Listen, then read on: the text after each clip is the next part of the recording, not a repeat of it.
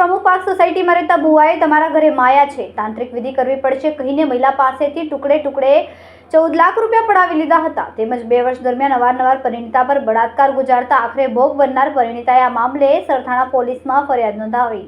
પોલીસે પરિણીતાને ફરિયાદના આધારે નરાધમ ભુવા અને તેની પત્ની સામે બળાત્કારનો ગુનો દાખલ કરીને કાયદેસરની કાર્યવાહી હાથ.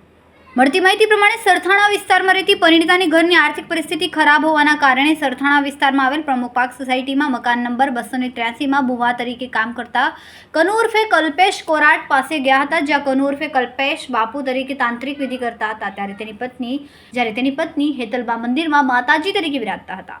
દરમિયાન પરિણીતાએ બાપુને પોતાના ઘરની સઘળી હકીકત જણાવતા તેઓએ દર મંગળવારે દર્શન આપવા માટે આવવાનું જણાવ્યું. આ દરમિયાન પરિણીતા દર્શન કરવા માટે જતા કનુ નામના ઠગ ભુવાએ વતનમાં આવેલ જૂના મકાનમાં માયા છે તે કાઢવા માટે વિધિ કરવી પડશે, જેના માટે પૈસાની જરૂર પડશે તેમ કહ્યું.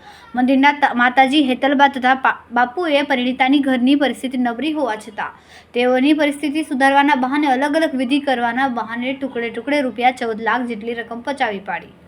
મોટનો દરવાજો બંધ કરીને દુષ્કર્મ આચરતો છેલ્લા 2 વર્ષના સમયગાળા દરમિયાન કનુ પરિણીતાને પોતાના ઘરે મંદિરના મઠમાં બોલાવીને મઢનો દરવાજો અંદરથી બંધ કરી દેતા અને પરિણીતાને ધ્યાનમાં બેસાડીને વિધિ કરીને લીંબુ તથા મરચાં તેની ઉપરથી ઉતારીને આંખો બંધ કરવાનું જણાવતા.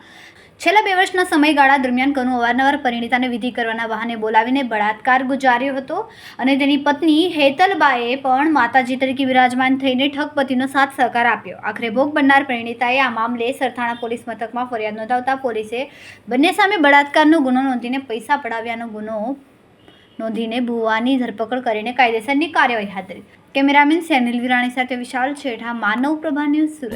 અમારા વિડીયોની નવી અપડેટ મેળવવા માટે સબસ્ક્રાઇબ કરો માનવ પ્રભા ન્યૂઝ ચેનલને.